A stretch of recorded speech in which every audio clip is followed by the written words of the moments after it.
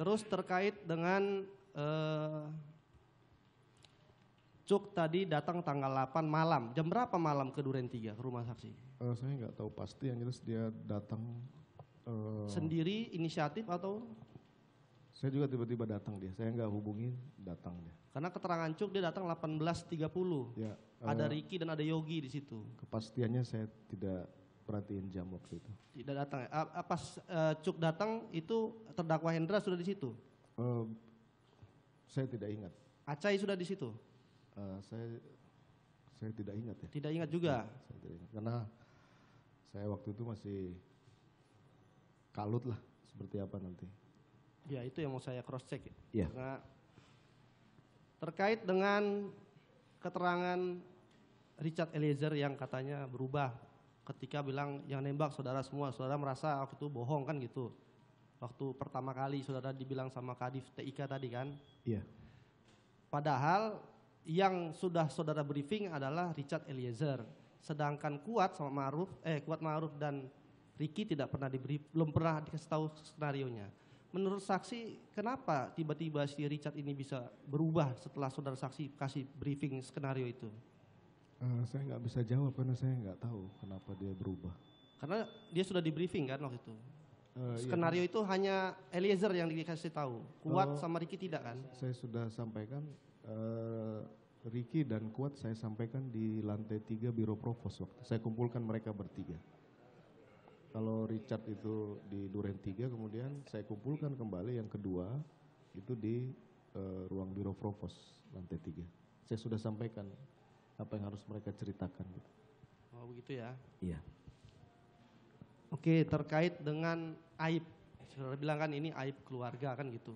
Saya ingin memastikan dulu yang ada di benak saksi yang dimaksud aib itu seperti apa. Karena pengalaman saya, namanya aib itu kan kita punya sesuatu tidak ingin diketahui orang luar kan gitu. Kalau orang luar melakukan sesuatu kepada kita namanya itu musibah, keniscayaan orang akan tahu. Ini kan mohon maaf ya, istri saudara saya yang dilecehkan nih. Saudara penuntut umum, itu dia sudah utarakan bahwa itu cerita yang tidak benar.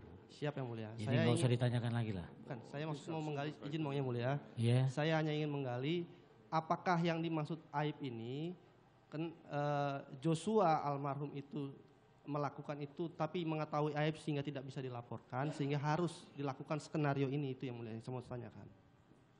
Apakah saudara Joshua ketika melakukan itu saudara tidak bisa melakukan proses hukum terhadap Joshua sehingga harus diambil tindakan seperti ini, sengkarut seperti ini gitu loh. Apa yang maksud aib itu? Apakah saudara Joshua mempunyai aib yang saudara saksi tahu yang takut nanti saudara Joshua itu membocorkan keluar itu?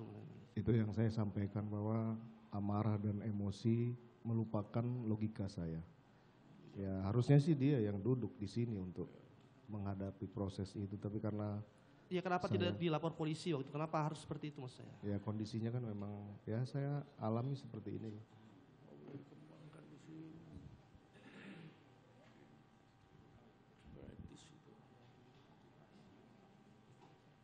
Satu lagi yang mulia.